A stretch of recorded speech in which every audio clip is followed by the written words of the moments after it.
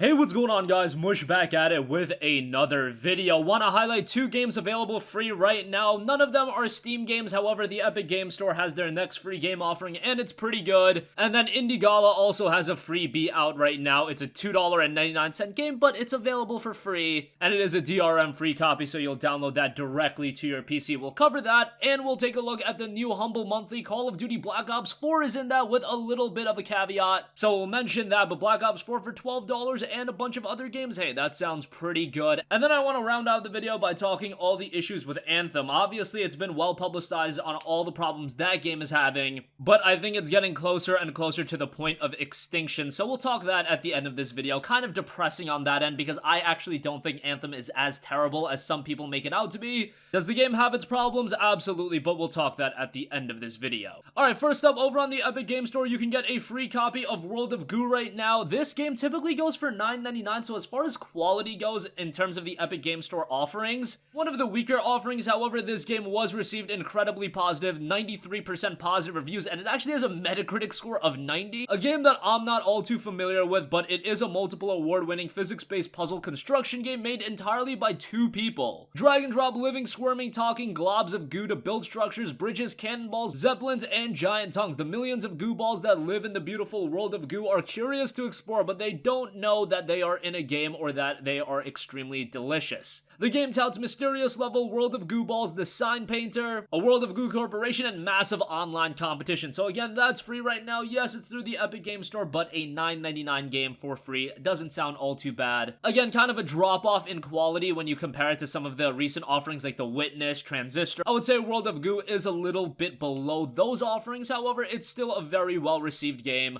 And the next game we're going to be getting through the Epic Game Store is another game I would say is a little bit of a drop-off. Another $9.99 title. And that's Stories Untold, a compilation tape of 4 experimental adventures, including a remaster of the original hit episode, The House of Abandon. Again, $10 for that game. So it does seem the Epic Game Store free offerings are lessening in quality. I mean, they're still free games at the end of the day, so really, do I have any room to complain about this? No. But again, we were getting games like Transistor, we were getting games by The Witness, so it's not like it's a steep drop-off, but I can definitely sense a drop-off, and if it continues to decline, hey, that would be a little bit disappointing, but I imagine that they're still gonna continue offering quality titles, as this has been one of the better elements of the Epic Game Store amidst all the controversy. Alright, another game that's available free right now through Gala is Death Go. This was a game that released all the way back in 2016, and it's a bloody arcade shooter featuring hordes of brutal enemies and eardrum destroying heavy metal. The game is $2.99 and it touts a killer soundtrack, so if you're into that heavy metal music, this is definitely one to check out. Cool presentation and old school look. Steam reception has been pretty positive at 82% positive, so give the game a look for yourself over at Gala. Not going to spend too much time on that.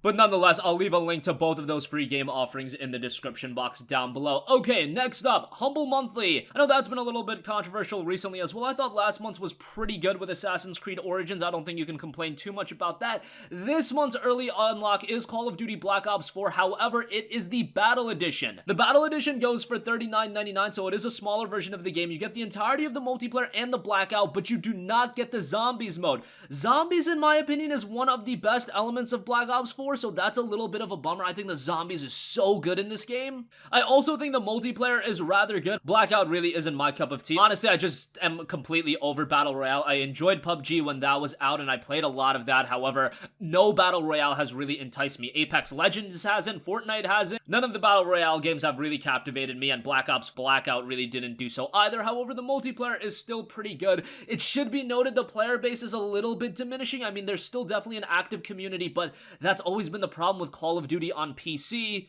As big of a franchise as it is, it hasn't really resonated at a high level on PC. There are definitely people playing it. If you want to play Team Deathmatch, if you want to play the main game modes, you can do so, no problem. However, just be mindful of the fact that some of the more niche game modes, it does take a little bit of time to actually find a game, and a lot of times when you do play a game, you're playing with people that are really, really good. So just be mindful of that as well, that you might get your ass whooped a little bit, but nonetheless, Black Ops 4 Battle Edition for $12 typically goes for $40, so a pretty good early unlock, all things considered. And of course, the rest of the bundle will unlock on the first Friday of June, which is June 7th. But Black Ops 4 Battle Edition will be available to you right away. And do know that that game is redeemed through a battle.net and not Steam or anything like that. Also, I do quickly want to go over the May unlocks. It wasn't that great. Assassin's Creed Origins was the marquee title, and honestly, just getting Origins for $12 is already a good deal, but you do have some niche games rounding things out. You have Finding Paradise, Monster Prom, The Journey Down Chapter 3. Wandersong is a very good game. You have Do Not Feed the Monkeys, and I'm Not a Monster rounding things out. So overall, you got some low-key games on top of Assassin's Creed Origins. I would say for $12, it's pretty good.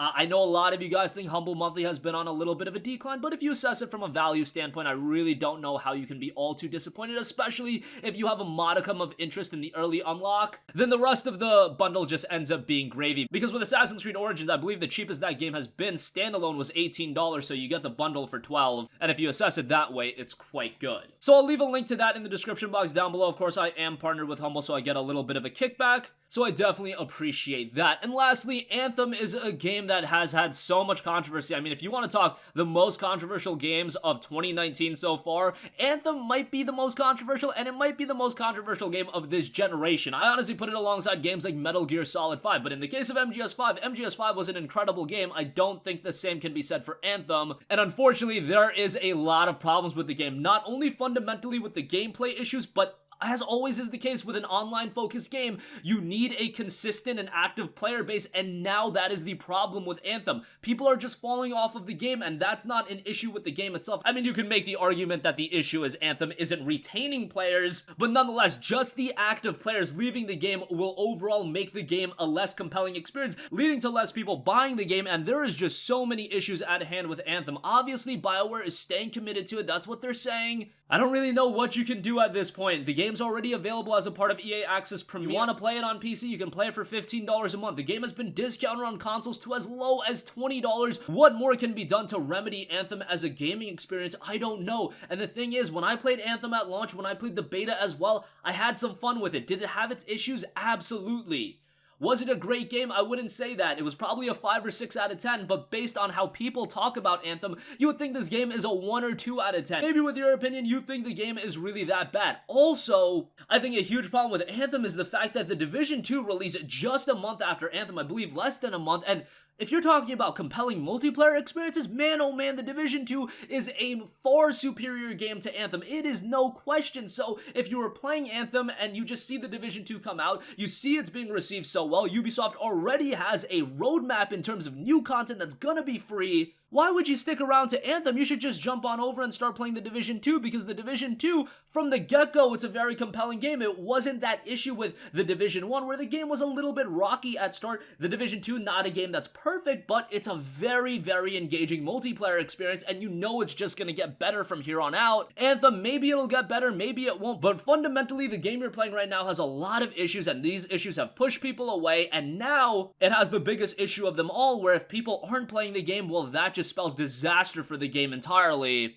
And it's facing a lot of delays, it's facing a lot of issues technically as well. I know things have gotten better, I haven't jumped back into it in a little bit, but nonetheless, it's just unfortunate what's going on with BioWare. I know a large portion of the studio is now moving their work to Dragon Age 4, and there's been a lot of controversy with that game. We don't really know what the status of that game is. It's not going to be out for a very long time, probably 2020, 2021, sometime that time frame, but you know that from a BioWare standpoint, it is absolutely paramount that they deliver on their next project, because after Mass Effect Andromeda, after Anthem, if Dragon Age 4 is also a disappointment, man oh man, I can't remember the last time a studio went from being one of the most respected, one of the most consistent studios in the entire gaming industry to being what BioWare is now, where there is so much inconsistency. Their games haven't been the best, and it's just issues all around. So it's unfortunate. I know the cool thing is to hate on Anthem. I'm disappointed more than anything.